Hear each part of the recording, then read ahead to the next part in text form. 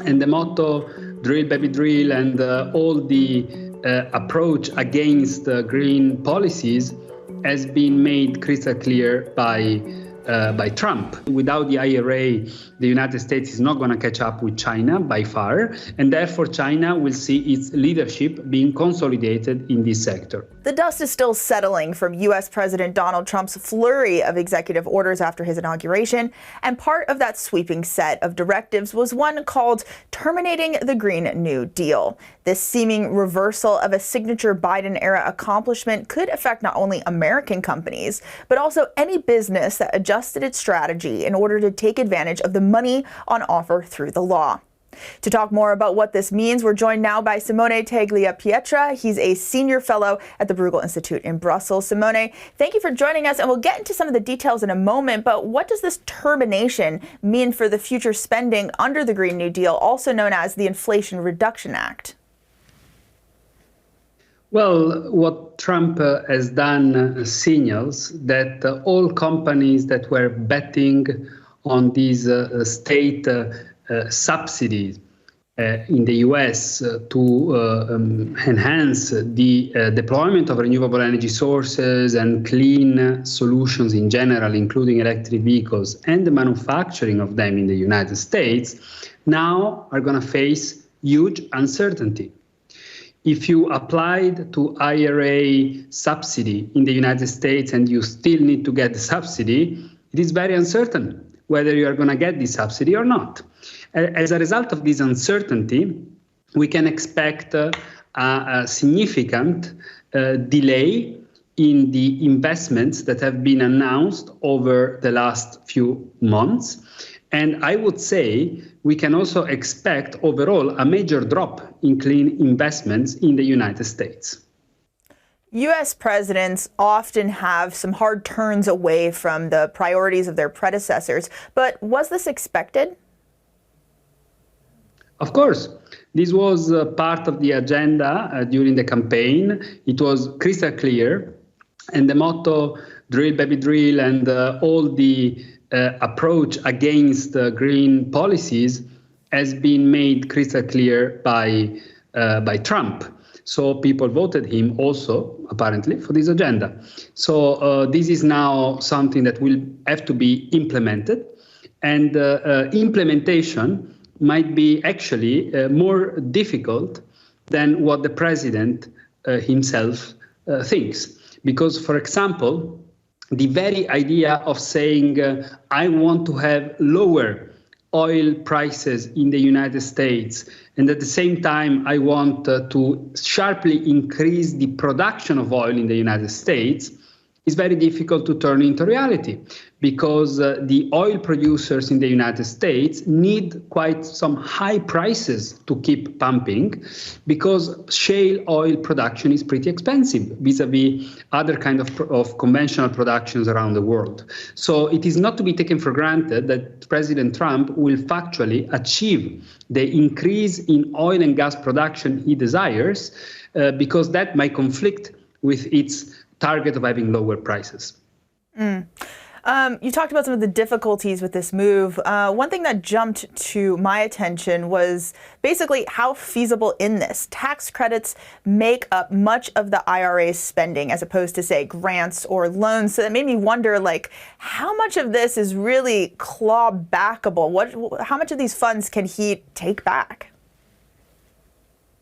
Well, this is still very uncertain because it depends on the legal actions that he will actually pursue, and nobody really knows the extent to which he actually intends to go. We know that certain segments like EVs, for example, electric cars and offshore wind are segments that are certainly going to suffer a lot by his new policies. He already announced a stop to the federal subsidies to electric cars, and he already said that he will act on the permitting side to basically stop permits to offshore wind installation in order to favor oil and gas offshore production.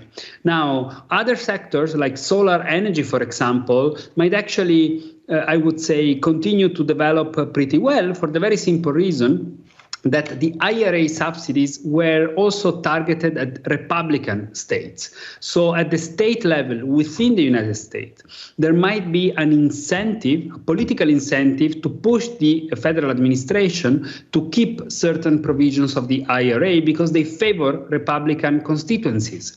So this is something that we will need to see how it will play out over the next weeks and months. And for now, there is major uncertainty, and therefore we see already companies saying we put our investment decision on hold. Uncertainty is not a favorite word of the business community, but one thing is certain is that the U.S. landscape for green technology has changed since the last time President Trump was in office. Looking at some of these figures, U.S. clean energy investment has more than doubled from $111 billion in 2020 to $236 billion in 2023, creating more than 400,000 clean energy jobs. Those numbers there from the White House under Joe Biden. Now, the private sector is leading here, but it was enabled by U.S. government policy and partnerships. So this is making me wonder, Simone, what kind of landscape is this Trump 2.0 decision walking into? That's a very good question. I think we should look back at Trump 1.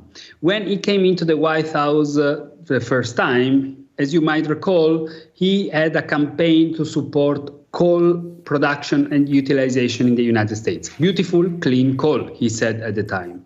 During his first presidency, the utilization of coal has sharply dropped in the United States, while renewable energies have boomed during his first mandate. As a result of market dynamics, it just makes, for the private sector, more sense to invest in renewable energy than coal. So I would expect that markets will continue to drive the game also this time around. So I would expect renewable energy to continue to be rolled out across the United States, notwithstanding what Trump says. Now, the question is the speed of this development. And of course, the speed of this development is also a function of the incentives given by the federal government, and that's where we have the uncertainty. How much is the withdrawal of several measures of the IRA is going to slow down this progress in the clean transition in the United States that will in any case happen? The question is the speed. We've touched on this a little bit, but I'm hoping you can pull these threads apart a little bit more. What industries are most vulnerable to any kind of rollback of these initiatives from the White House? So those segments that still require support in order to be basically commercially viable. And there are namely two of them. One is electric cars. As we know also very well in Europe, electric cars are still more expensive than conventional cars, and therefore it's very important to have in place an element of subsidy in order to steer the demand. We have seen, for example, in Germany, that at the very moment that the government stops subsidizing the rollout of electric vehicles, the sales of electric vehicles drop. So electric vehicles is one segment where Trump can do damages, let's say, and the other segment, as mentioned, is offshore wind. Why offshore wind? Because offshore wind is an extremely important and promising industry. Offshore wind is set to play a very important role in the future global energy mix, and in particular future global electricity generation mix. But today, it still requires quite a significant degree of support. And namely, on the permitting side, it requires a lot of support by the federal level in the United States. Without this support, the progress in offshore wind in the United States is going to be significantly slowed down. This announcement from the Trump White House was called Unleashing American Energy, and it included many directives, many of them rollbacks of former President Biden's executive orders. And one of these directives was called Unleashing American Energy. And in it, President Trump also ordered an elimination of the electric vehicle mandate, as you mentioned. But I'm wondering, Europe makes a lot of cars. There's a lot of car makers here in Germany. And I'm wondering, what does the elimination of this EV mandate mean for European car makers? Well, the implications of the new Trump administration energy and climate policies for Europe are going to be, in my view, substantial and multifaceted. Because on the one hand, this is a problem for the European companies that were planning investments in the United States, from the wind industry to the cable manufacturing industry to the car makers. But on the other hand, the new course in the United States also opens opportunities for Europe. It's first of all, overall, a signal for Europe to really get serious at implementing our new competitiveness agenda, which is basically the agenda tabled by Mario Draghi in his report on European competitiveness. And more specifically, it gives Europe a new window of opportunity to lead on clean tech manufacturing and industrial decarbonization at a time where the European Commission is preparing its clean industrial deal. So there is no doubt that the future course of direction globally is towards clean technologies. China is leading.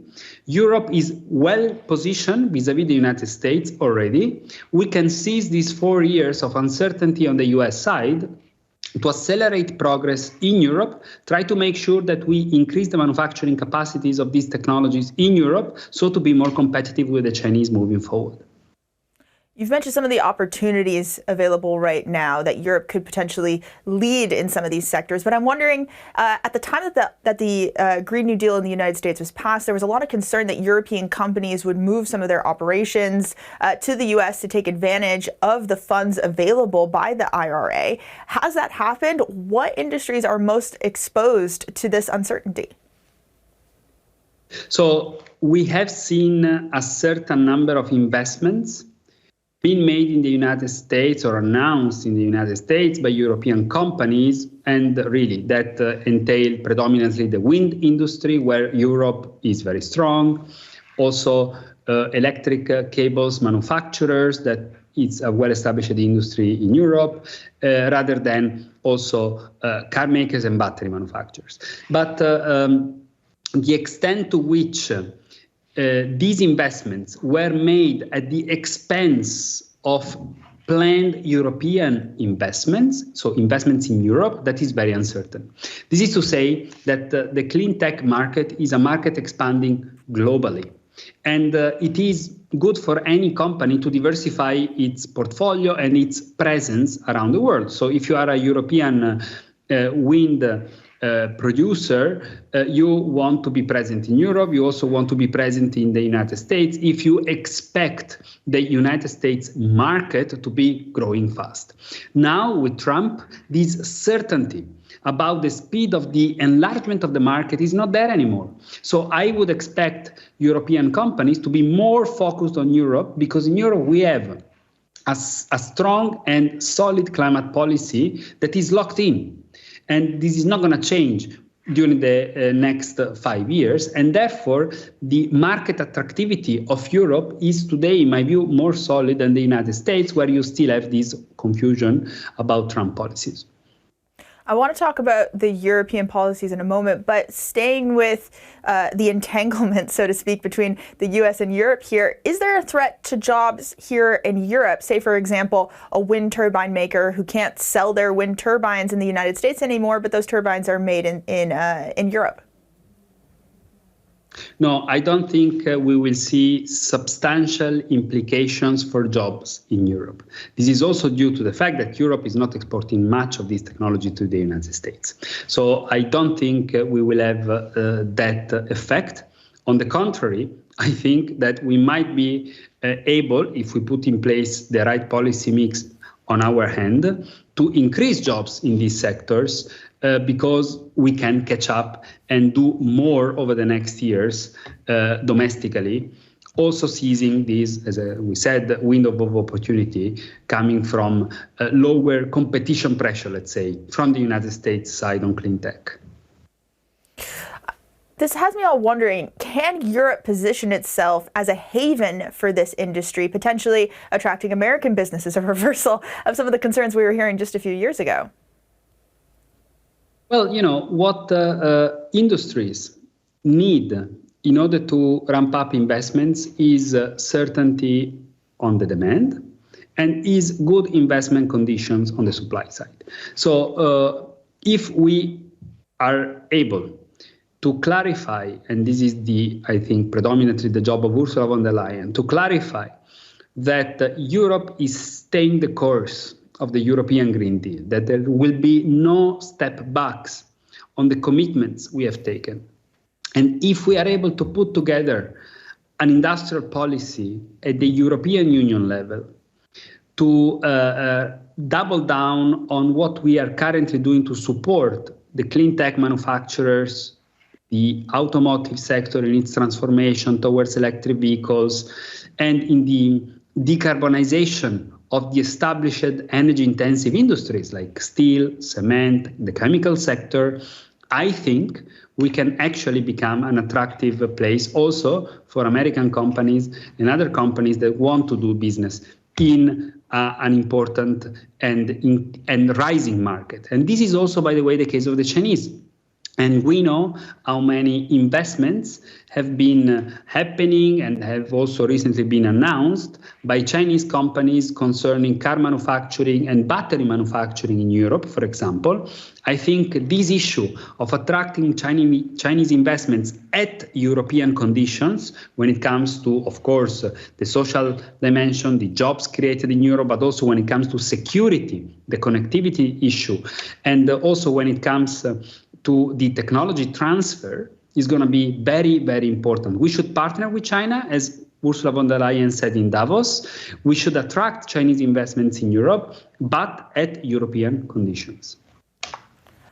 It was interesting to me that as part of this executive order, it seemed like Trump was potentially abandoning any progress or potential leadership that the U.S. could have on this issue at the same time that he is praising advancements or potential U.S. leadership in other technology fields like artificial intelligence, for example. And so I'm wondering, is this a move towards competitiveness between the U.S. and Europe when it comes to green technology?